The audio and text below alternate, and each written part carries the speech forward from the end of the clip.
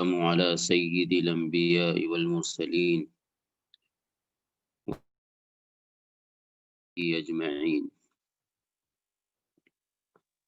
وبارك وسلم تسليما كثيرا كثيرا أما بعد.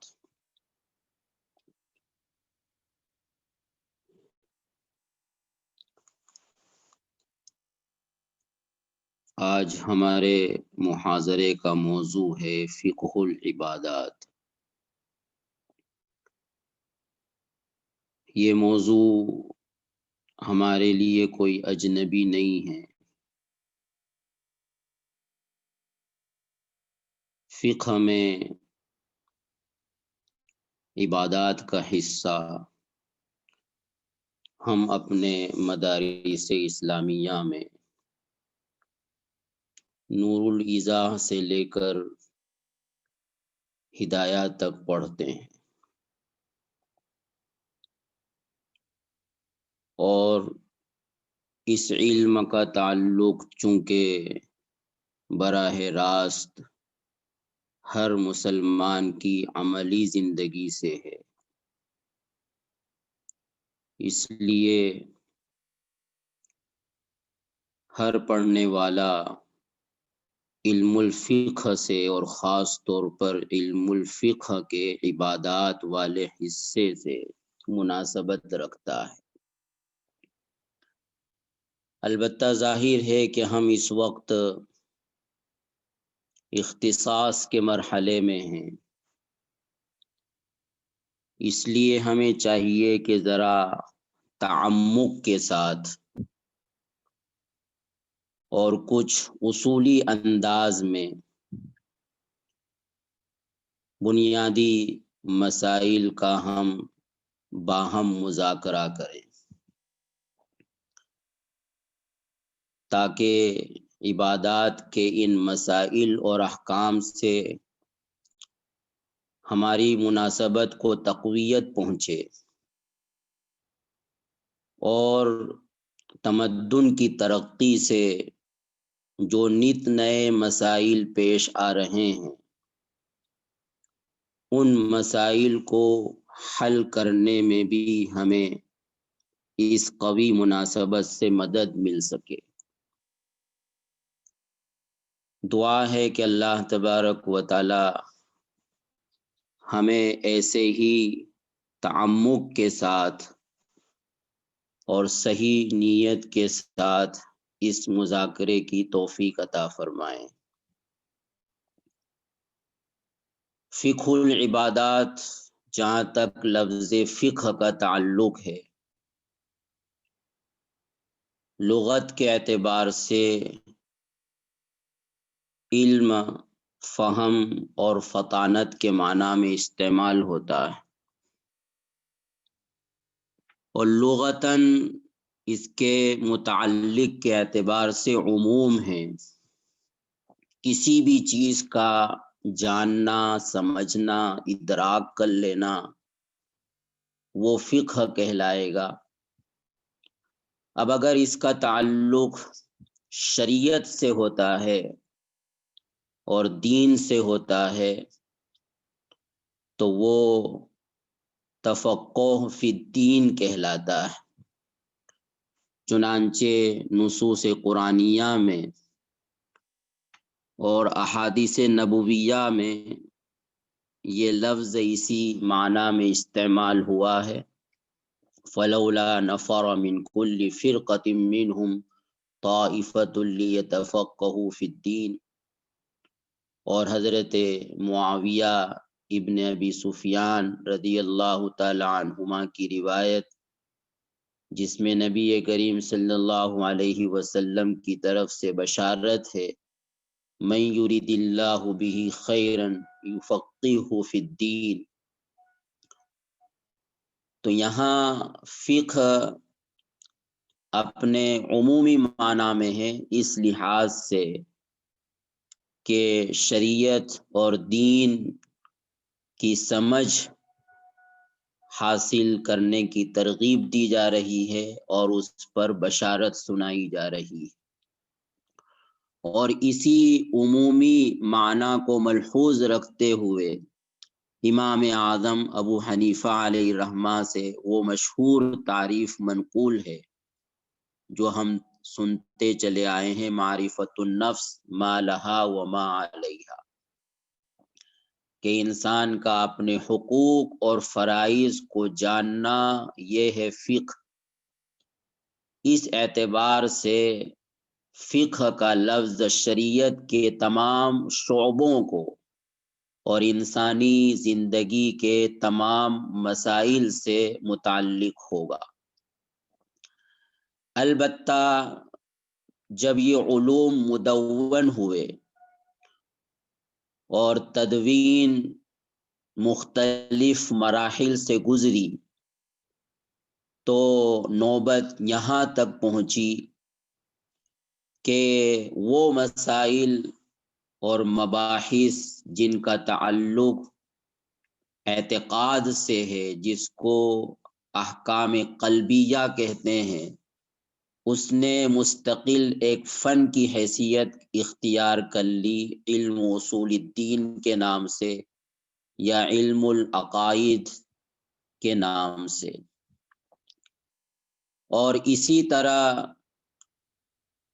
دینی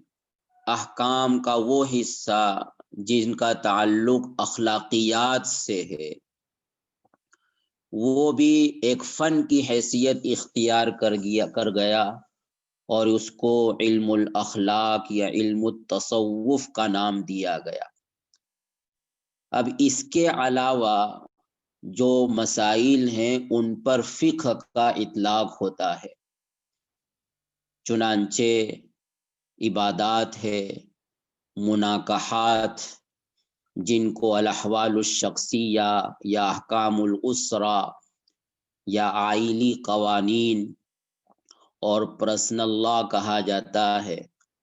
اور اسی طرح معاملات الاحکام التجاریہ اور عدالتی قوانین، دستوری قوانین، بین الممالک قوانین، ان سب کے مجموعے پر فقہ کا اطلاق ہوتا ہے۔ اور اس فن پر جو بھی کتابیں متاخرین کے زمانے سے ہمارے سامنے ہیں، ان میں یہ تمام مباحث کو اور ان تمام شعب سے تعلق رکھنے والے مسائل کو یکجا کیا گیا ہے۔ تو ان تمام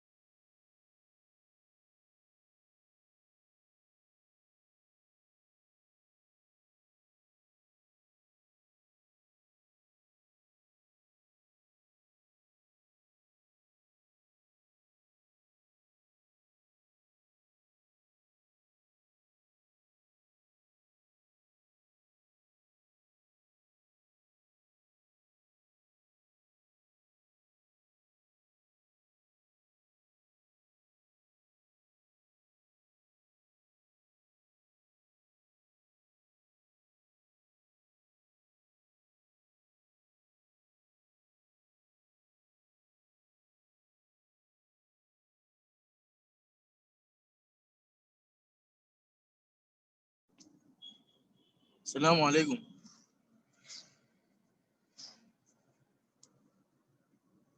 السلام علیکم۔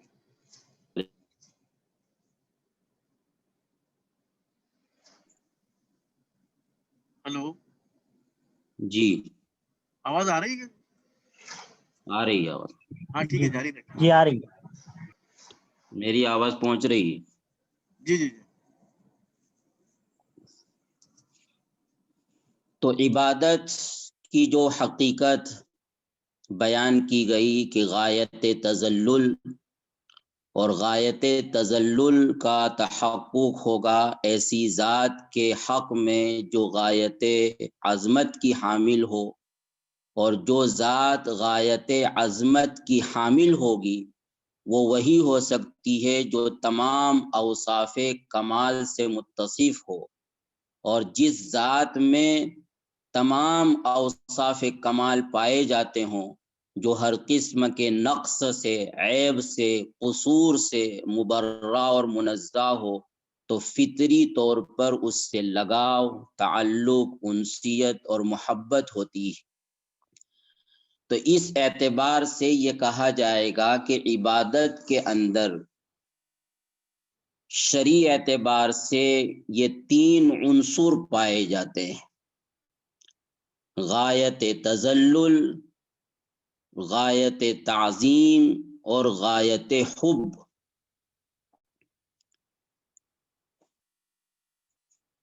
کہ محبت کے ساتھ اور عظمت و تقدس کے ساتھ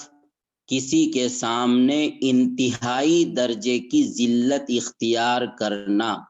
یہ ہے عبادت کی حقیقت. اور اسی حقیقت کو ملحوظ رکھتے ہوئے قرآن مجید نے تخلیق انسانی کا مقصد عبادت کو قرار دیا ہے کہ وَمَا خَلَقْتُ الْجِنَّ وَالْإِنسَ إِلَّا لِيَعْبُدُونَ. اور ظاہر ہے کہ اگر یہاں پر یہی حقیقت مراد ہے تو اس حقیقت کے اعتبار سے انسان کا کوئی بھی قول و فعل جو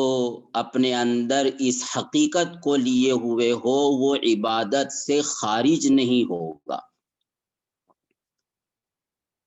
اب چاہے انسان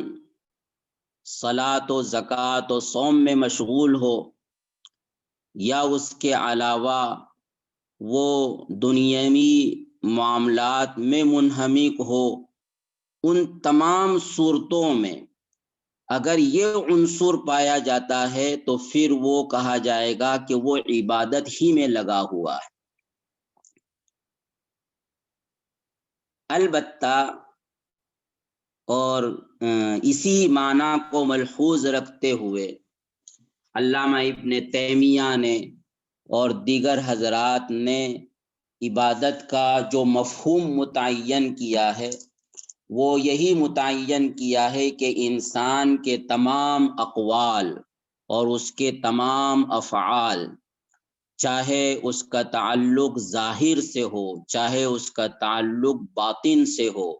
چاہے اس کا تعلق قلب و دماغ سے ہو، اور چاہے اس کا تعلق اعضاء و جوارح سے ہو، اور چاہے وہ اللہ اور بندے سے تعلق رکھنے والے افعال ہوں، اور چاہے وہ باہمی انسانوں سے تعلق رکھنے والے افعال ہوں، اگر اللہ کی مرضی کے مطابق ہے اور اس کے پسندیدہ طریقے کے دائرے میں آتے ہیں تو وہ عبادت ہے. تو یہ اسی امر کو پیش نظر رکھتے ہوئے کہا گیا، اور یہی انسانی تخلیق کا بنیادی مقصد ہے. اور اس اعتبار سے انسان کا کوئی بھی عمل وہ عبادت سے خارج نہیں ہوگا. البتہ عبادت کا جو مظہر کامل ہے وہ ارکان ہیں جن کو نبی کریم صلی اللہ علیہ وسلم سے عبداللہ ابن عمر رضی اللہ تعالی عنہ نے نقل کیا: بنی الاسلام علی خمس، شہادت اللہ الہ الا اللہ وان محمد رسول اللہ، واقام الصلاۃ وایتاء الزکاۃ وصوم رمضان وحج بیت اللہ الحرام او کما قال علیہ الصلاۃ والتسلیم۔ تو یہ ان امور کو اعتقاد کے بعد ان افعال کو ارکان اسلام قرار دیا گیا، اس اعتبار سے کہ یہ عبادت اور حقیقی عبادت کا مظہر اتم ہے کہ نماز اور روزے میں اپنے ظاہر جسم کے ذریعے انسان غایت تذلل کا اللہ کی عظمت کے ساتھ اور اس کی محبت و عقیدت کے ساتھ اظہار کرتا ہے، اور زکوٰۃ میں اپنے مال کو خرچ کر کے وہ اللہ تبارک و تعالیٰ کے ساتھ اپنی غایت محبت کا، اس کی عظمت کے اعتقاد کے ساتھ ذلت اور تواضع کا اظہار کرتا ہے، اور حج میں ان دونوں کا مجموعہ ہے۔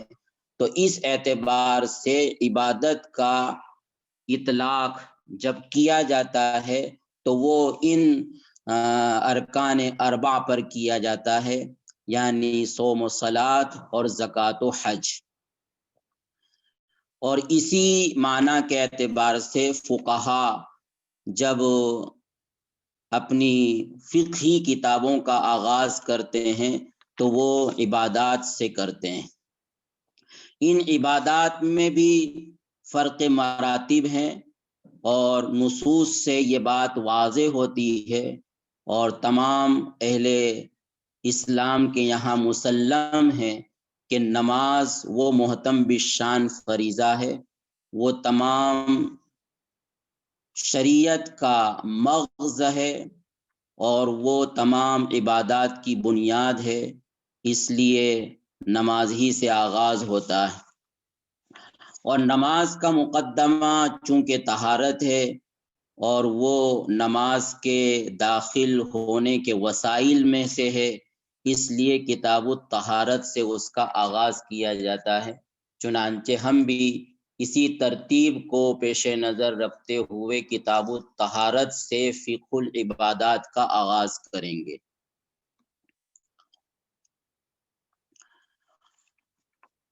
طہارت کا لفظ یہ بھی واضح ہے، لغت کے اعتبار سے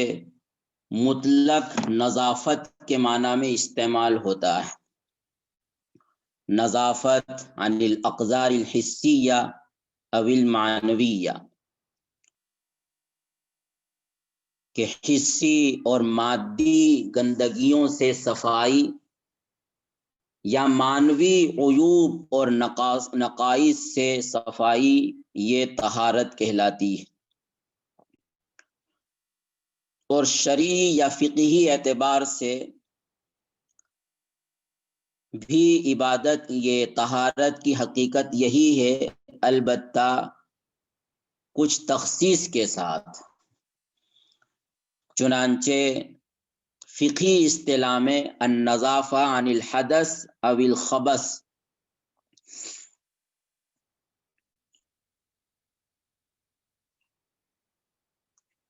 یعنی لغت کے اعتبار سے تو عموم تھا کہ ظاہری نجاست ہو یا باطنی نجاست ہو، اور باطنی نجاست میں اخلاقی عیوب اور روحانی نقائص اور ہر قسم کے وہ امور جو انسانیت کے منافی ہے یا جو اللہ کی مرضی کے متصادم ہیں، وہ تمام کے تمام داخل ہو جاتے ہیں۔ اور اسی عمومی معنی میں قرآن مجید نے بہت سی جگہ پر اس لفظ کا استعمال کیا ہے، جہاں تزکیے کا لفظ آتا ہے یا اہل قباء کی تعریف کی متطہرین، تو وہ معروف معنی کے علاوہ اس میں یہ مفہوم بھی داخل ہے۔ بہرحال لیکن فقہی اصطلاح میں قدر تخصیص کے ساتھ یہ لفظ استعمال ہوتا ہے، النظافۃ عن الحدث او الخبث۔ حدث کا اطلاق وہ نجاست حکمیہ پر ہوتا ہے جو وضو اور غسل کے فوت ہونے سے انسان کو لاحق ہوتی ہے، اور خبث کا اطلاق وہ نجاست حسیہ یا نجاست مادیہ پر ہوتا ہے، جیسا کہ ہر قسم کی گندگی۔ تو ان دونوں قسم کی گندگیوں سے اور نجاستوں سے نظافت حاصل کرنا یہ فقہ کی اصطلاح میں طہارت کہلایا جاتا ہے۔ اسی لیے فقہا طہارت کی یہ دو قسمیں بیان کرتے ہیں، طہارت عن النجاست الحکمیہ اور طہارت عن النجاست الحقیقیہ یا حسیہ۔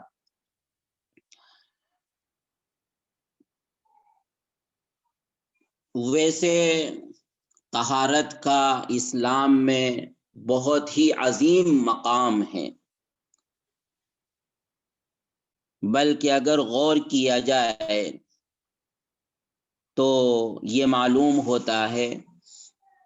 کہ دین کا اور شریعت کے احکام کا بنیادی مقصد ہی یہی ہے کہ انسان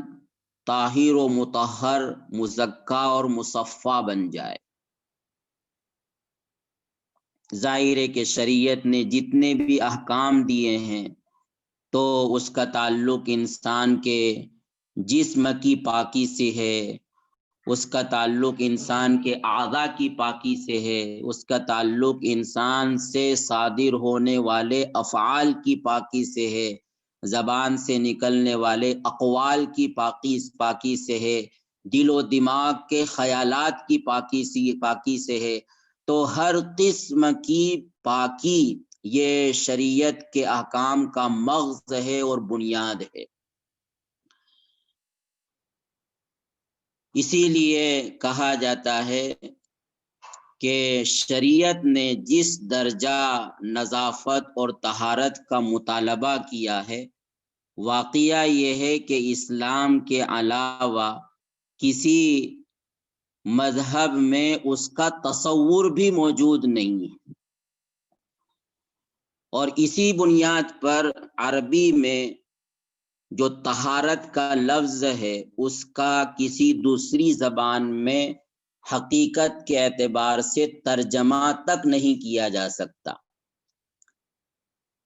ظاہر ہے کہ زبانیں وہ کلچر کی ترجمانی کرتی ہیں، کلچر میں، تہذیب و ثقافت میں جو چیزیں پائی جاتی ہیں انہی کی ترجمانی زبان سے ہوتی ہے۔ تو جب ان کلچروں میں اور تہذیبوں میں اور ثقافتوں میں یہ طہارت کا وہ درجہ ہے ہی نہیں جو اسلام کا مطلوب ہے، تو ان کے یہاں اس حقیقت اور اس معنی اور مفہوم کو تعبیر کرنے کے لیے کوئی لفظ بھی نہیں پایا جاتا۔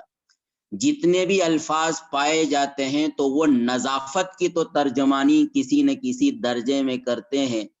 لیکن طہارت کی ترجمانی دیگر زبان کا واحد لفظ، ایک لفظ میں اس کی ترجمانی ہو ہی نہیں سکتی۔ ظاہر ہے کہ شریعت نے بول و براز کے بعد وضو کا حکم دیا یا انزال کے بعد غسل کا حکم دیا، تو اس کا تو ان کے یہاں کوئی تصور ہی موجود نہیں ہے، جبکہ شریعت اس حالت میں انسان کو ناپاک تصور کرتی ہے۔ بلکہ ان کے یہاں تو بول و براز کے بعد بھی عین اس عضو کی ایسی صفائی نہیں کی جاتی جس کا شریعت نے حکم دیا۔ وہاں ٹیشو پیپر اور پھر اس پر اسپرے چھڑک کر صفائی کر لی تو بہت ہو گیا، لیکن شریعت نے ان مبالغے کے ساتھ ان مقامات کو پاک صاف کرنے کا حکم دیا۔ تو شریعت نے انتہائی درجہ طہارت کو اہمیت دی ہے۔ اس کو ہم اگر سرسری نظر سے دیکھیں نصوص کی روشنی میں تو آپ صلی اللہ علیہ وسلم نے طہارت کو مفتاح الصلاح قرار دیا۔ چنانچہ روایت ہے سنن کی کہ نبی کریم صلی اللہ علیہ وسلم نے فرمایا مفتاح الصلاح الطہور، تحریمها التکبیر و تحلیلها التسلیم۔ گویا نماز جو عظیم الشان عبادت ہے اور انسان کی طرف سے ہونے والی بندگی کا کامل مظہر ہے، اس میں دخول ہو ہی نہیں سکتا جب تک کہ انسان طہارت حاصل نہ کر لے۔ اسی طرح آپ صلی اللہ علیہ وسلم نے طہارت کو شطر الایمان قرار دیا۔ صحیح مسلم کی روایت ہے، الطہور شطر الایمان والحمد للہ تملأ المیزان۔ اسی طرح آپ صلی اللہ علیہ وسلم نے طہارت کو فطرت سلیمہ کا عنوان دیا۔ چنانچہ مختلف روایتیں جس میں امور فطرت کو بیان کیا گیا ہے، عشر من الفطرہ، تو وہاں جتنی بھی چیزیں بیان کی گئی ان سب کا تعلق طہارت و نظافت سے ہے۔ قص الشارب، اعفاء اللحیہ، سواک، استنشاق، قص اظفار، غسل براجم، نتف ایبط، حلق عانہ، یہ سب امور وہ ہیں جو نظافت اور طہارت سے تعلق رکھتے ہیں، اور آپ صلی اللہ علیہ وسلم اس کو امور فطریہ میں شمار کر رہے ہیں، جس کا مطلب یہ ہے کہ انسان کی فطرت میں وہ نظافت و طہارت داخل ہے، اور جو ان نظافتوں کا اور اس طرح کی طہارتوں کا اہتمام نہیں کرتا، گویا وہ اپنی فطرت سے نکل چکا ہے، وہ اپنی فطرت کا باغی ہے، اور انسانیت سے نکل کر کسی اور دائرے میں وہ داخل ہو رہا ہے۔ نیز اہل قباء کی جو تعریف کی گئی، ان اللہ یحب التوابین و یحب المتطہرین، اور جو اہل قباء کے تعلق سے کہ فیہ رجال یحبون ان یتطہروا واللہ یحب المطہرین، تو گویا طہارت اور نظافت میں مبالغہ کرنا اور انتہائی درجہ اس کا اہتمام کرنا، یہ اللہ تبارک و تعالیٰ کی رضا اور اس کی محبت کو حاصل کرنے کا ایک اہم ترین ذریعہ ہے۔ حتیٰ کہ آپ صلی اللہ علیہ وسلم نے بعض روایات میں طہارت میں لاپرواہی کو عذاب قبر کا سبب قرار دیا۔ چنانچہ مشہور روایت ہے حضرت عبداللہ ابن عباس رضی اللہ تعالیٰ عنہ سے کہ آپ صلی اللہ علیہ وسلم کا گزر دو قبروں سے ہوا، تو آپ پر یہ بات منکشف ہوئی کہ ان دونوں کو عذاب ہو رہا،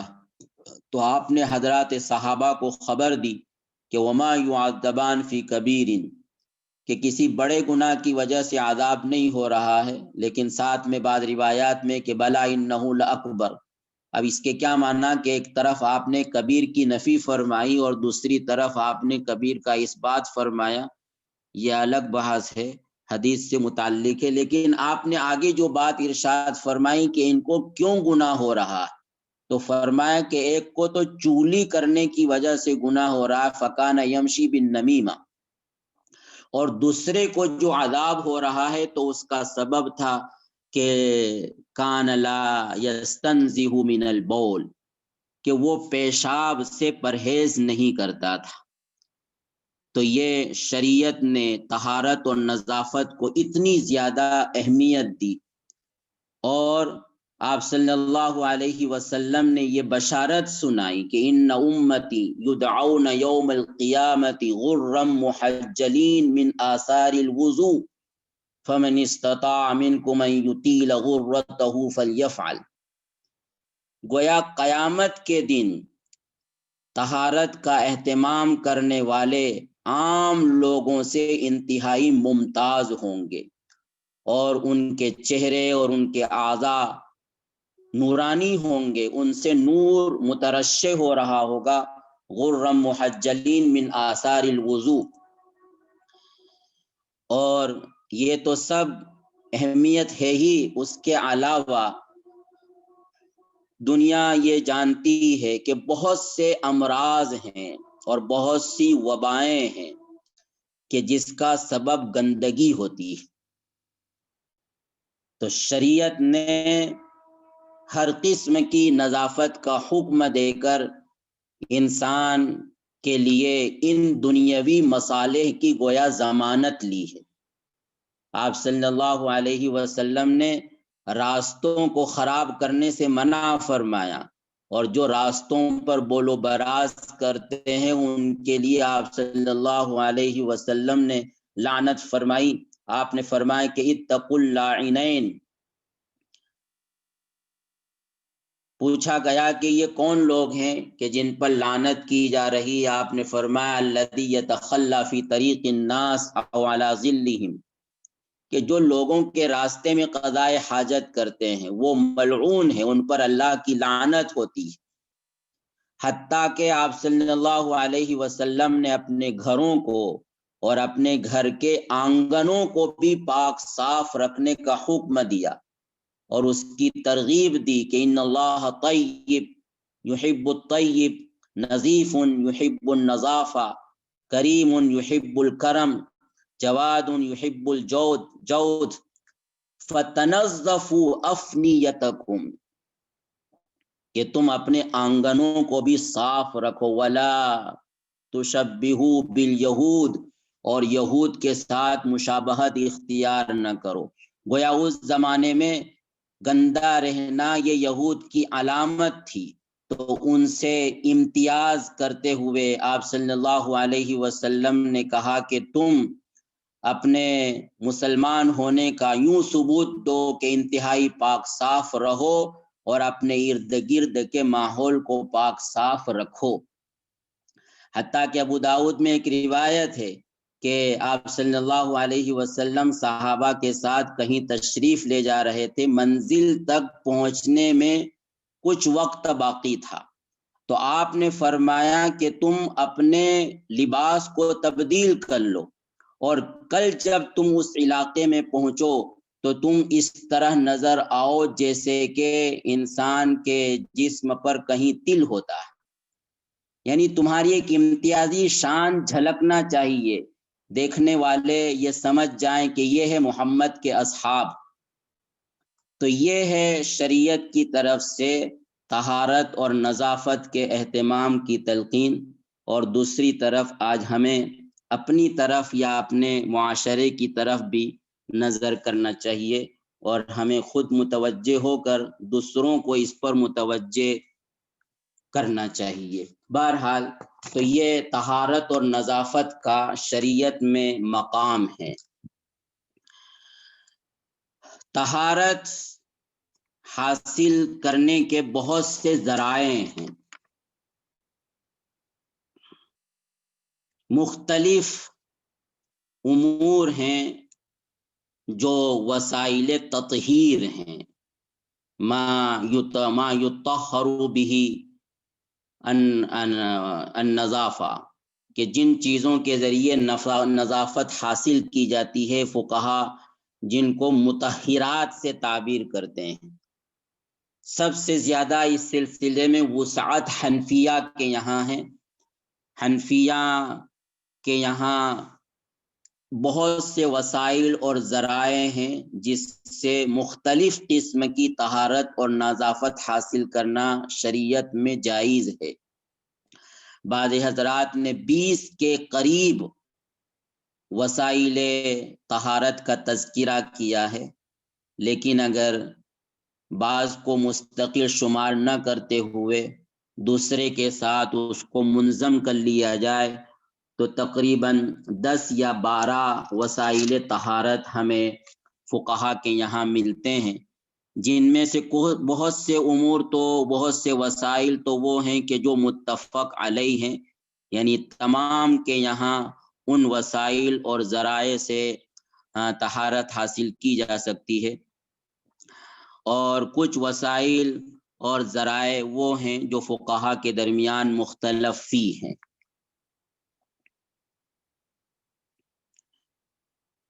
چنانچہ جو مطہرات ہیں ان میں نمبر 1 الماء المطلق، نمبر 2 المائعات الطاہرات، یعنی پانی کے علاوہ دیگر سیال چیزیں کہ جس میں دوسری چیز کو صاف کرنے کی صلاحیت موجود ہو۔ نمبر 3 الدلک یعنی کسی چیز کو مل دینا، رگڑ دینا۔ نمبر 4 المسح پوچھ دینا۔ نمبر 5 الجفاف خشک ہو جانا، ہوا سے خشک ہو جائے یا دھوپ سے خشک ہو جائے۔ مثلا زمین، اگر زمین پر نجاست غیر مرئیہ ہے اور اس کی وجہ سے وہ ناپاک ہو چکی ہے تو اس کی تطہیر جفاف کے ذریعے ہوگی، یعنی اگر وہ خشک ہو جاتی ہے اور نجاست کا اثر زائل ہو جاتا ہے تو اب اس کو پاک کہا جائے گا۔ نمبر 6 فرق کھرچ دینا۔ نمبر 7 تقویر۔ تقویر یہ اصطلاح ہے جو بعض فقہا نے استعمال کی ہے۔ اس کے معنی یہ ہوتے ہیں کہ اگر کوئی چیز کسی گندی چیز کے پاس رکھی ہوئی تھی اور اس مجاورت کی وجہ سے اس میں نجاست کا اثر پیدا ہو گیا تو اس کے ارد گرد حصے کو جس پر نجاست کا اثر ہو گیا ہے علیحدہ کر دیا جائے تو پھر وہ چیز پاک ہو جائے گی۔ مثلا گھی ہے، جمع ہوا گھی ہے، اگر اس میں چوہا گر گیا، یہ حدیث بھی ہے، اس سلسلے میں اختلاف ہے فقہا کے یہاں حدیث کی تشریح میں بھی، لیکن بہرحال حنفیہ کے یہاں یہ ہے کہ وہ جامد گھی کا حکم بیان کیا گیا ہے کہ اس میں چوہا گر گیا تو آپ صلی اللہ علیہ وسلم نے فرمایا کہ القوہ وما حولہ، کہ چوہے کو اس کے ارد گرد کے ساتھ پھینک دو تو وہ گھی تمہارا پاک ہے۔ تو اس کو فقہا نے تقویر سے تعبیر کیا ہے، یعنی عزل الجزء المتنجس عن غیرہ، کہ شے کا جو حصہ ناپاک ہو گیا ہے اس کو دوسرے سے الگ کر دیا جائے، تو یہ ناپاک حصے کو الگ کر دینے کے بعد ما بقیہ وہ چیز پاک شمار ہو جائے گی۔ تو گویا یہ بھی متنجس شے کو پاک کرنے کا ایک طریقہ ہے۔ نمبر 8 قسمت المتنجس۔ پاک کرنے کا ایک طریقہ یہ بھی ہے کہ کوئی چیز ناپاک ہو گئی تو اب اس کو تقسیم کر دیا جائے۔ مثلا فقہا نے لکھا ہے کہ گیہوں کا ڈھیر ہے اور اس پر بیل نے پیشاب کر دیا اور معلوم نہیں ہے کہ کون سا حصہ پاک، کون سے حصے میں پیشاب لگا، کون سے حصے میں نہیں لگا۔ اگر معلوم ہے تب تو ظاہر ہے کہ جو ناپاک ہے اس کو علیحدہ کر کے پاک کیا جائے گا اصل طریقے سے، لیکن معلوم نہیں ہے، وہ مختلط ہو گیا، تو ایسی صورت میں فقہا نے یہ طریقہ بیان کیا کہ اس کو تقسیم کر دیا جائے، علیحدہ کر دیا جائے، تو جس کی وجہ سے انسان کے ذہن و دماغ میں جو تشویش ہوتی ہے کہ معلوم نہیں جو حصہ میں استعمال کر رہا ہوں وہ ناپاک ہوگا، تو اس سے اس الجھن کو گویا شریعت نے ختم کر دیا کہ جب تقسیم کر دیا جائے گا تو انسان یہ گمان کرے گا کہ جو اس حصہ میں استعمال کر رہا ہوں یہ وہی حصہ ہے جس میں ناپاکی نہیں لگی تھی۔ تو یہ ایک شریعت کی طرف سے تسہیل ہے، یہ گویا بعینی ہی پاک کرنے کا ایک طریقہ نہیں ہے، لیکن شریعت نے یہاں حرج اور تنگی کی وجہ سے تساہل سے یا مساہلت سے کام لیا ہے، ورنہ فی نفسی ہی یہ کوئی تطہیر کا اعلیٰ ذریعہ نہیں ہے۔ نمبر 9 استحالہ۔ یہ بھی تطہیر کا ایک طریقہ ہے کہ کسی شے کی حقیقت بدل جائے۔ مثلا مشک ہے کہ وہ حقیقت میں ہرن کا خون ہے، لیکن یہی ہرن کا خون جب مشک میں تبدیل ہو جاتا ہے تو پھر وہ پاک شمار کیا جاتا ہے، اور یہ جزیات تو ہم جانتے ہیں کہ خمر خل ہو گیا، اگر خمر جو انگور کا شراب ہے وہ اگر سرکہ بن جائے تو پھر اس کو پاک شمار کیا جائے گا۔ یا مشہور جزیہ ہے کہ اگر نمک کی کان میں گھدا گر گیا تو پھر وہ گدھا نمک بن گیا، یعنی اب اس کا گوشت پوست اور اس کی ہڈیاں کچھ بھی نظر نہیں آ رہی، وہ نمک کی کان میں گھل مل گیا، تو اب وہ نمک پاک ہے، اس کو ناپاک قرار نہیں دیا جائے گا۔ نمبر 10 دباغت، یہ چمڑے کو پاک کرنے کا طریقہ ہے کہ اس کی جو رطوبت ہوتی ہے اس کو کسی بھی طریقے سے ہٹا دیا جائے، زائل کر دیا جائے، تو وہ چمڑا اور وہ کھال پاک شمار ہوگی۔ اسی طریقے سے الزکوٰۃ الشرعیہ نمبر 11، جانور کو شرعی طریقے سے ذبح کرنا یہ اس جانور کے پاک ہونے کا سبب ہے، حتیٰ کہ اگر غیر معقول اللحم جانور کو بھی کسی نے شرعی طریقے پر حلق میں ذبح کیا ہو تو وہ جانور پاک ہوگا۔ پاک ہونے کے معنی یہ کہ اس کا گوشت کھانا تو حلال نہیں ہے، لیکن اس کا چمڑا پاک شمار کیا جائے گا۔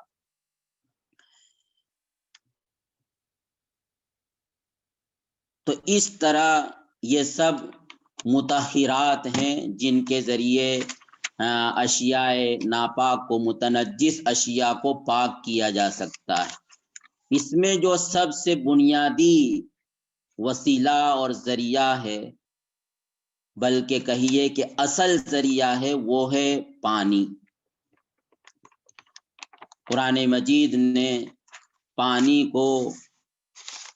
اسی حیثیت سے ذکر کیا، انزلنا من السماء ماء طہورا، کہ یہ خود پاک ہے اور پاکی حاصل کرنے کے ذریعے کے طور پر اللہ تبارک و تعالیٰ نے اس کو نازل کیا ہے۔ تو اس لیے اسی کی تفصیل اب ہم شروع کرنے جا رہے ہیں ایک نئی ترتیب کے ساتھ، تاکہ اس کے مسائل کا کچھ احاطہ ہو سکے۔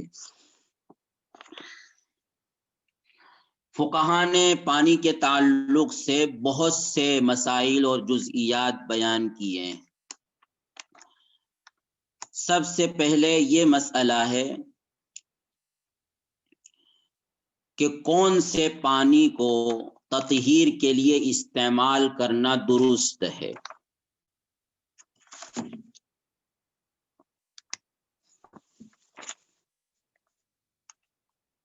تو اس اعتبار سے فقہا نے جو قسمیں بیان کی ہیں وہ 4 قسمیں نکلتی ہیں۔ نمبر 1 مائع مطلق، نمبر 2 مائع مستعمل، نمبر 3 مائع مسخن، نمبر 4 مائع مختلط۔ مائع مطلق، مائع مستعمل، مائع مسخن، یعنی جس پانی کو گرم کر لیا گیا ہو۔ مختلط، جس پانی میں کوئی دوسری چیز شامل ہو گئی ہو۔ تو یہ 4 قسمیں ہوتی ہیں وصف کے اعتبار سے۔ اس میں جہاں تک تعلق ہے مائع مطلق کا، یعنی وہ پانی جو اپنی خلقت اور فطرت پر باقی ہو۔ اب چاہے وہ آسمان کا بارش کا پانی ہو، سمندر کا پانی ہو، دریا کا پانی ہو، کنویں کا پانی ہو، چشمے کا پانی ہو، یا وہ برف ہو جو اصل پانی ہے اور پھر اس کو صنعتی طریقوں سے جما لیا جاتا ہے، یا ماء البرد ہو یعنی اولے جو آسمان سے کبھی برستے ہیں جامد شکل میں اور پھر زمین پر بعد میں پگھل جاتے ہیں۔ تو یہ سب اس کی شکلوں کے اعتبار سے یا اس کے محل کے اعتبار سے قسمیں ہیں۔ یہ مائع مطلق اپنی ان تمام انواع کے ساتھ طاہر ہے اور مطہر ہے، اور یہ متفق علیہ ہے، اس میں کسی بھی فقیہ کا کوئی اختلاف نہیں ہے، بلکہ اس سلسلے میں نصوص موجود ہیں۔ چنانچہ آسمان کے پانی کے تعلق سے خود قرآن نے بیان کیا، يُنَزِّلُ عَلَيْكُم مِّنَ السَّمَاءِ مَاءً لِيُطَهِّرَكُم بِهِ۔ سمندر کے پانی کے تعلق سے ابو ہریرہ رضی اللہ تعالیٰ عنہ کی روایت سنن ابی داؤد، سنن ترمذی وغیرہ میں موجود ہے کہ صحابہ نے عرض کیا، یا رسول اللہ، ہم سمندری سفر کرتے ہیں، اپنے ساتھ تھوڑا سا پانی رکھتے ہیں، اگر اس پانی سے ہم وضو کر لیں تو ہمیں پینے کے لیے پھر پانی نہیں رہے گا، تو کیا افنتوضؤ من ماء البحر، کیا سمندر کے پانی سے ہم وضو کر سکتے ہیں؟ تو اس پر آپ صلی اللہ علیہ وسلم نے فرمایا هو الطہور ماؤہ الحل میتتہ، کہ یہ تو طہور ہے، ماء طہورا ہے، اور اس کا مردار بھی حلال ہے۔ اسی حکم میں نہر کا پانی ہے، کنویں کا پانی، اس کے سلسلے میں نص موجود ہے۔ ابو سعید خدری رضی اللہ تعالیٰ عنہ کی روایت ہے کہ آپ صلی اللہ علیہ وسلم سے بیر بضاعہ کے تعلق سے سوال کیا گیا، حالانکہ اس کنویں میں حیض کے چیتھڑے اور مردار اور گندگیاں ڈال دی جاتی تھی یا گر جایا کرتی تھی، لیکن آپ نے فرمایا کہ ان الماء طہور لا ینجسہ شیء، کہ دیکھو پانی تو پاک ہے، کوئی چیز اس کو ناپاک نہیں کر سکتی۔ اب حدیث کے اس جملے کا کیا مطلب، وہ ایک الگ بحث ہے، لیکن اس سے معلوم ہوا کہ کنویں کا پانی بھی اصل کے اعتبار سے پاک ہے، وہ طاہر ہے اور طہور ہے۔ اسی حکم میں چشمے کا پانی ہے، کیونکہ کنواں بھی ایک چشمے ہی کی صورت میں نکلتا ہے، اس میں تھوڑا سا فرق ہوتا ہے۔ اور جہاں تک تعلق ہے برف کا، تو وہ تو اصل مائع ہے، پھر اس کو منجمد کر لیا گیا، ماء البرد ہے، اولے، تو ظاہر ہے کہ وہ سمندر سے یہ آسمان سے نازل ہونے کے اعتبار سے ینزل علیکم من السماء میں داخل۔ تو یہ جو مائع مطلق کی انواع ہے وہ اپنی تمام انواع کے ساتھ طاہر و طہور ہے، اس میں کسی کا اختلاف نہیں۔ البتہ سمندر کے پانی کے تعلق سے بعض سلف سے کراہت منقول ہے، چنانچہ امام نووی نے عبداللہ ابن عمر سے، عبداللہ ابن عمرو ابن العاص سے، اور تابعین میں سعید ابن المسیب سے کراہت کا قول نقل کیا ہے۔ اسی طرح علماء میں ابن عبد البر مالکی سے بھی کراہت منقول ہے، یعنی اس پانی کو طہارت کے لیے استعمال کرنا گویا مکروہ ہے، اور اس کی وجہ یہ ہے کہ سمندر کا پانی میں عموماً متغیر ہوتا ہے، اور اس کے تغیر کی بہت سی وجوہات میں سے یہ بھی ہے کہ دنیا بھر کی گندگیاں وہ سمندر ہی میں جاتی ہیں۔ تو ممکن ہے کہ یہ طبعی کراہت بھی ان حضرات کی مراد ہو کہ نظیف طبائع اس کو پسند نہیں کرتی، یا ممکن ہے کہ ان کے نزدیک یہ ہے کہ خاص طور پر وضو اور غسل کے لیے دیگر پانی کے ہوتے ہوئے اس پانی کو استعمال کرنا انہوں نے خلاف اولا قرار دیا ہو، ورنہ فی نفسی ہی یہ پانی پاک ہے اور اس سے طہارت حاصل کی جا سکتی ہے۔ البتہ برف کے سلسلے میں اگر برف یہ پگھل جاتا ہے تب تو وہ مائع ہے، سیال پانی ہے، اور اس پر پانی ہی کا اطلاق ہوگا،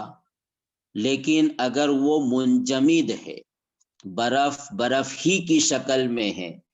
تو اس کی اذابت اور اس کے پگھلنے سے پہلے کیا براہ راست برف سے پاکی حاصل کی جا سکتی ہے یا نہیں، اس سلسلے میں فقہا کا کچھ اختلاف ہے۔ چنانچہ ایک رائے تو یہ ہے کہ جائز نہیں ہے،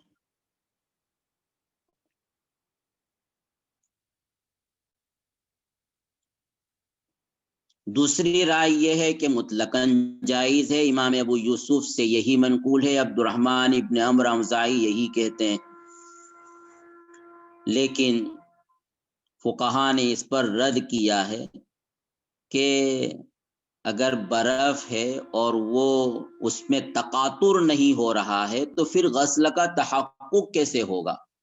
کیونکہ غسل کی حقیقت تو اصالت الماء ہے، پانی کا بہانا ہے، تو اگر اس میں سیلان نہیں ہے اور اس برف سے اعضاء پر ملنے کے باوجود قطرے نہیں ٹپکتے ہیں تو غسل کا تحقق نہیں ہوگا، تو اس لیے جواز کا قول مشکل۔ اس سلسلے میں فقہا کی جو راجح اور محقق رائے ہے وہ یہ ہے کہ فرق ہے سیلان اور عدم سیلان کے درمیان، کہ عضو پر ملنے کے نتیجے میں اگر وہ پانی بہتا ہے اور قطرے ٹپکتے ہیں،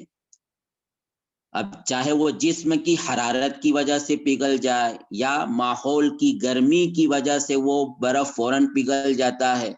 تو ظاہر ہے کہ سیلان ہو گیا، تقاطر ہو گیا، تو غسل کا تحقق ہو گیا۔ لیکن اگر وہ اس میں سیلان نہیں ہے اور اس سے تقاطر نہیں ہوتا، تو اس صورت میں پھر اس کا استعمال وضو اور غسل کے لیے درست نہیں ہوگا۔ البتہ مسح کے لیے اس کا استعمال کیا جا سکتا ہے، کیونکہ مسح کی حقیقت امرار الید المبتلہ، فقط تر ہاتھ کا پھیر دینا ہے، گزار دینا، اور ظاہر ہے کہ برف تر ہے، تو اگر اس کو عضو ممسوح سے گزار دیا جائے تو مسح کا تحقق ہو جائے گا۔ لیکن غسل کے تحقق کے لیے چونکہ سیلان ضروری ہے، تو اس لیے اگر سیلان ہو جاتا ہے، تقاطر ہوتا ہے، تب تو درست ہے، ورنہ یہ درست نہیں ہے۔ تو یہی مفتابی قول ہے اور یہی دیگر فقہا کا مسلک بھی ہے۔ اسی طرح مائع مطلق میں مائع زمزم بھی آتا ہے۔ ظاہر ہے کہ وہ بھی ایک کنویں کا یا چشمے کا پانی ہے، تو وہ طاہر ہے، طہور ہے، لیکن کیا اس کو نجاست دور کرنے کے لیے، پاکی حاصل کرنے کے لیے استعمال کر سکتے ہیں؟ اور یہ اس لیے کہ مائع زمزم چونکہ متبرک پانی ہے، تو کیا یہ اس کے تقدس اور اس کے بابرکت ہونے کے منافی ہوگا کہ اس کا استعمال اس طرح نجاست کے ازالے کے لیے کیا جائے؟ تو اس لیے اس سلسلے میں بعض فقہا کا اختلاف ہے۔ حنفیہ کا، شافیہ کا مسلک یہ ہے، اور امام احمد کی بھی ایک روایت ہے کہ اس کا استعمال کرنا انجاس کے ازالے کے لیے تو مکروہ ہے، یعنی گندگی، یعنی نجاست حقیقیہ یا حکم، یہ نجاست حقیقیہ اور حسیہ، اگر جسم ناپاک ہو گیا، پیشاب پاخانہ یا کوئی اور گندگی کے لگنے کی وجہ سے، یا کپڑا ناپاک ہو گیا، تو اس کو زمزم سے، پاک پانی سے دھونا یہ مکروہ ہے، کیونکہ یہ زمزم کے پانی کی شرافت اور اس کے تقدس کے منافی ہے کہ اس کا استعمال اس طرح مبتذل طریقے پر کیا جائے۔ البتہ ازالہ حدث کے لیے اس کا استعمال کرنا درست ہے۔ اور مالکیہ کی رائے اور امام احمد کی دوسری روایت یہ کہ مطلقاً جائز ہے بغیر کسی کراہت کے۔ امام احمد کی ایک تیسری روایت یہ کہ مطلقاً مکروہ ہے۔ اور جن حضرات نے کراہت کا قول کیا ہے وہ عبداللہ ابن عباس رضی اللہ تعالیٰ عنہ کے ایک اثر سے اس کی تائید بھی ہوتی ہے کہ لا احلھا لمغتسل یغتسل فی المسجد وہی لشارب،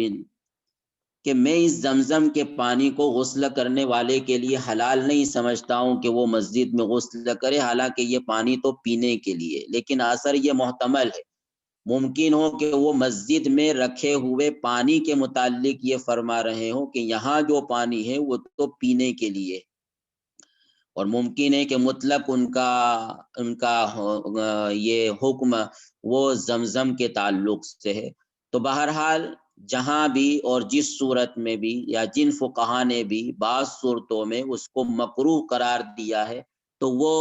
مائع زمزم کے متبرک اور اس کی شرافت ہو کی وجہ سے، ورنہ فی نفسی ہی وہ بھی طاہر اور طہور ہے، اور اگر کراہت کے باوجود کسی نے استعمال کر ہی لیا تو بہرحال طہارت تو حاصل ہو ہی جائے گی۔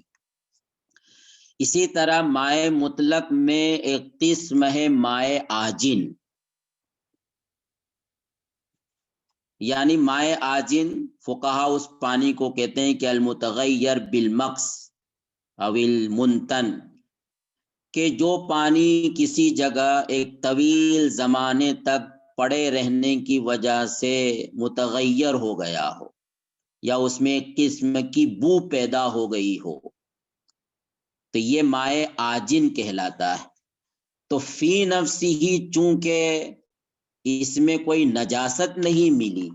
اور نجاست کے تلوث کی وجہ سے اس میں تغیر نہیں آیا ہے، اس لیے یہ بھی طاہر ہے، مطہر ہے، اور اس کو وضو غسل کے لیے یعنی ازالہ حدث کے لیے، ازالہ نجاست کے لیے استعمال کرنا درست ہوگا۔ البتہ محمد ابن سیرین سے منقول ہے کہ اس کو وضو اور غسل کے لیے استعمال کرنا مکروہ ہے۔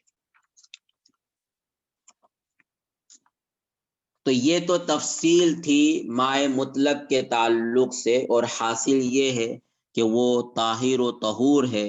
اور اس کا استعمال ہر قسم کی نجاست کے ازالے کے لیے درست ہے۔ دوسری قسم ہے مائع مستعمل،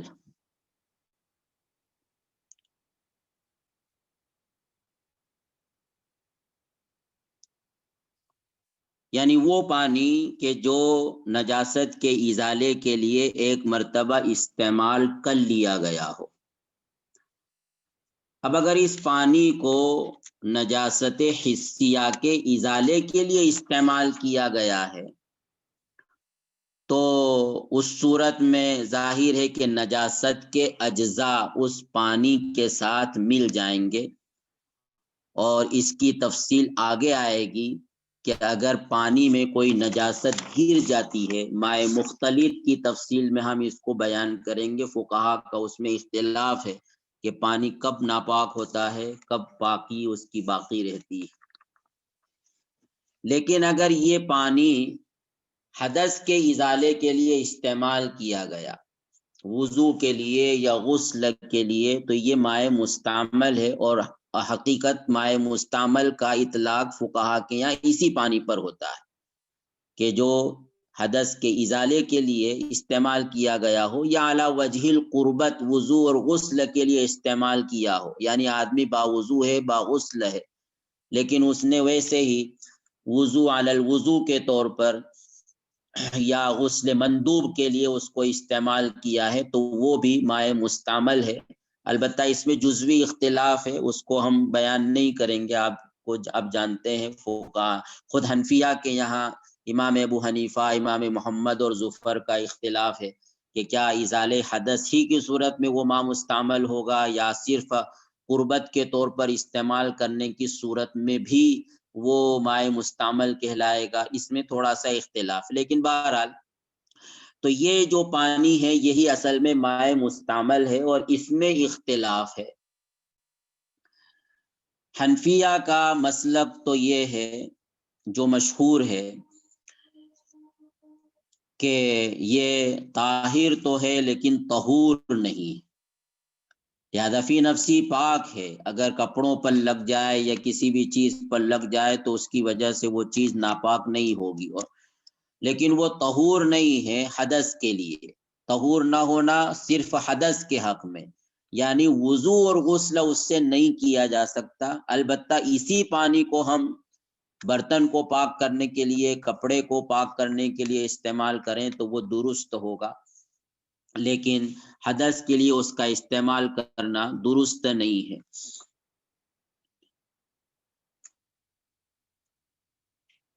یہ حنفیہ کا مشہور مسلک ہے، اور مالکیہ کے یہاں طاہر بھی ہے، مطہر بھی ہے،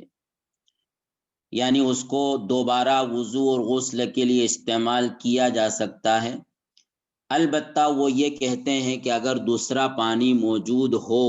تو پھر ایسے پانی کو وضو اور غسل کے لیے استعمال کرنا مکروہ ہے۔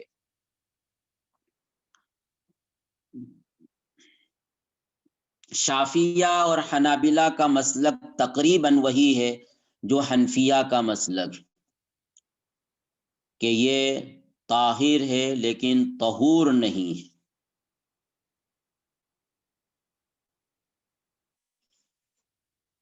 لہذا ان کے یہاں بھی اس پانی کو حدث کے لیے استعمال کرنا درست نہیں ہوگا، اور یہی راجح مسلک ہے۔ اور اس سلسلے میں جو نصوص ہیں وہ اس سلسلے میں صریح تو نہیں ہیں، لیکن بہت سی نصوص اس معنی پر دلالت کرتی ہیں جو فقہا کا مسلک ہے۔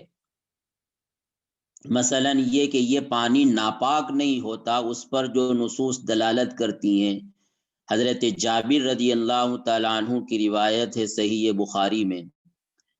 کہ جاءنی رسول اللہ صلی اللہ علیہ وسلم یعودنی وانا مریض لا اعقل، اللہ کے رسول میری عیادت کے لیے تشریف لائے جبکہ میں بیمار تھا اور میرے حواس بھی سالم نہیں تھے، تو فتوضا وصب علی من وضوئہ فعقلت، تو آپ صلی اللہ علیہ وسلم نے وضو کر کے اپنے وضو کا پانی مجھ پر ڈالا، تو اس کی برکت سے میرا ہوش بحال ہو گیا۔ تو یہ پانی کو آپ صلی اللہ علیہ وسلم نے یہاں حضرت جابر، تو ظاہر ہے کہ جو پانی ناپاک ہو تو اس کو اس طرح استعمال نہیں کیا جا سکتا۔ یہ یہاں اگرچہ احتمال نکالے جا سکتے ہیں کہ اللہ کے رسول باوضو ہوں گے یا یہ اللہ کے رسول کی خصوصیت ہے، لیکن ظاہر ہے کہ ان سب کے لیے دلائل کی ضرورت ہے۔ جب علی الاطلاق حضرت جابر یہ بات بیان کر رہے ہیں تو اس سے بہرحال یہ نتیجہ نکلتا ہے، اور جیسا کہ کہا گیا نص کوئی اس مسئلے میں صریح نہیں ہے، لیکن اس مسئلے پر بہرحال وہ دلالت کر رہی ہے۔ اسی طرح سائب ابن یزید رضی اللہ تعالیٰ عنہ فرماتے ہیں کہ میری خالہ مجھے اللہ کے رسول کے پاس لے گئیں، یہ صغار صحابہ میں سے ہیں، اور کہنے لگی اللہ کے رسول یہ میرا بھانجا ہے اور اس کے پیر میں موچ آ گئی، ان ابن اختی وقیع، تو اللہ کے رسول نے میرے سر پر ہاتھ پھیرا، میرے لیے برکت کی دعا فرمائی، مسح راسی ودعا لی بالبرکہ ثم توضا فشربت من وضوئہ، کہ آپ نے وضو فرمایا تو میں نے آپ کا وضو کا پانی پیا۔ اسی طرح محمود ابن ربی کی روایت ہے، یہ سب بخاری کی روایات ہیں کہ اذا توضا النبی صلی اللہ علیہ وسلم کادوا یقتلوننی یقتتلون علی وضوئی، جب اللہ کے رسول صلی اللہ علیہ وسلم وضو کرتے تھے تو آپ صلی اللہ علیہ وسلم کے اعضاء سے گرنے والے پانی کو لینے کے لیے صحابہ ایسے لپکتے تھے کہ گویا وہ جھگڑ رہے ہوں، یا ایسا لگتا تھا کہ وہ جھگڑ رہے ہیں۔ تو یہ اللہ کے رسول نے اس پر کوئی نکیر نہیں فرمائی، اور ظاہر ہے کہ اللہ کے رسول صلی اللہ علیہ وسلم ان احکام میں، یعنی احکام کے لحاظ سے اللہ کے رسول میں اور غیر رسول میں کوئی فرق نہیں ہوتا، لہذا آپ کے وضو کے پانی کی جو حیثیت ہے وہی حیثیت ایک عام انسان کے وضو کے پانی کی بھی ہوگی۔ تو یہ روایات مائع مستعمل کی طہارت پر دلالت کرتی ہے، اور ظاہر ہے کہ یہ جو حدث ہوتا ہے یہ ایک معنوی نجاست ہے، وہاں جسم پر کوئی ظاہری نجاست تو ہوتی نہیں کہ اس نجاست کے اختلاط کے نتیجے میں یہ پانی ناپاک ہو جائے، تو یہ گویا عقل اور قیاس کا تقاضا بھی یہ ہے کہ وضو کرنے کی وجہ سے وہ گرنے والا پانی جو اعضاء سے گرتا ہے وہ ناپاک نہ ہو، اور وضو اور غسل کی وجہ سے انسان کا جسم ناپاک نہیں ہوتا، یہ بھی مسلم ہے۔ اللہ کے رسول نے فرمایا کہ ان المؤمن لا ینجس،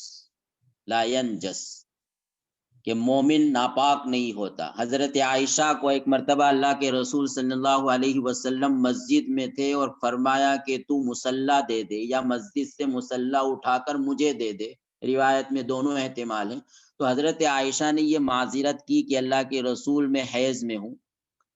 یعنی میں مسجد میں نہیں جا سکتی یا آپ کو مسجد میں آ کر نہیں دے سکتی، تو اس پر اللہ کے رسول نے فرمایا تھا کہ ان حیضتک لیست فی یدک، کہ تیرا حیض تو تیرے ہاتھ میں نہیں ہے۔ تو مطلب یہ ہے کہ ظاہری جسم اس کی وجہ سے ناپاک نہیں ہوا کہ تو ہاتھ بڑھا کر بھی مصلی نے لے نہیں سکتی یا مجھے دے نہیں سکتی. تو یہ روایات دلیل ہے مائع مستعمل کے پاک ہونے کی. جہاں تک تعلق ہے طہور نہیں ہے، یعنی اس سے دوبارہ پاکی حاصل نہیں کی جا سکتی جیسا کہ جمہور کا مسلک ہے، تو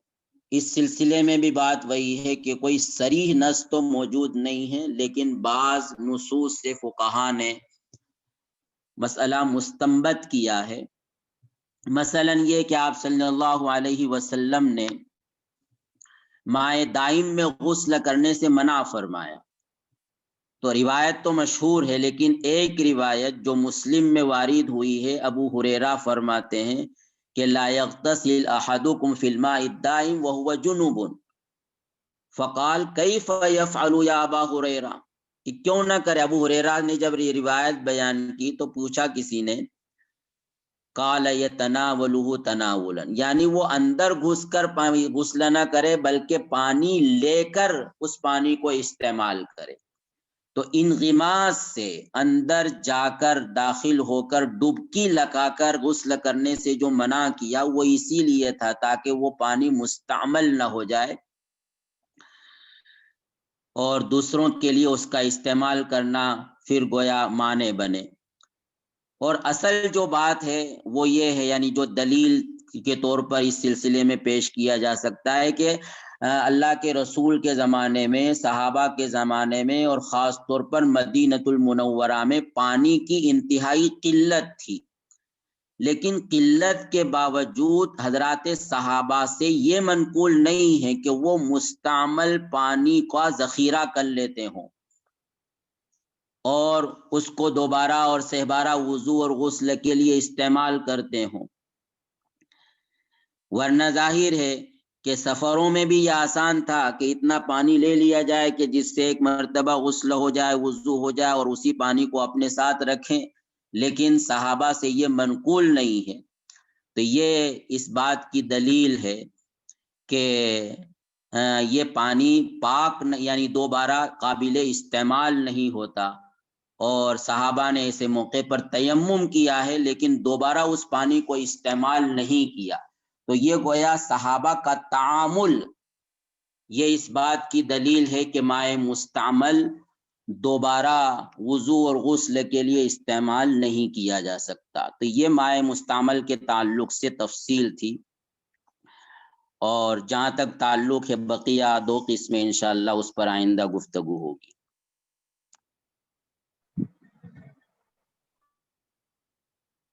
کسی نے سوال کیا ہے کہ سوئمنگ پول میں نہانے کا کیا حکم ہے؟ تو وہ پل تو اسی لیے ہوتے ہیں کہ اس میں اندر داخل ہو کر نہایا جائے. یہاں عام پانیوں کا یعنی عام تالاب ہیں اور عام ندی ہے کہ جس میں جو پانی ہر چیز کے لیے استعمال کیا جاتا ہے، تو اس میں داخل ہو کر غسل کرنے کی ممانعت ہے. لیکن جس کا مقصد ہی یہی ہو تو فی نفسی ہی اس میں انغماس کے ساتھ بھی نہانا بظاہر درست ہوگا. واللہ اعلم.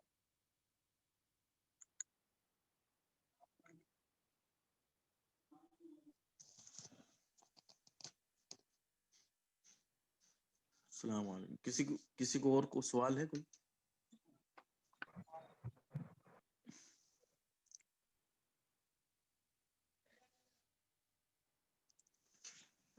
چلیے بسم اللہ الرحمن.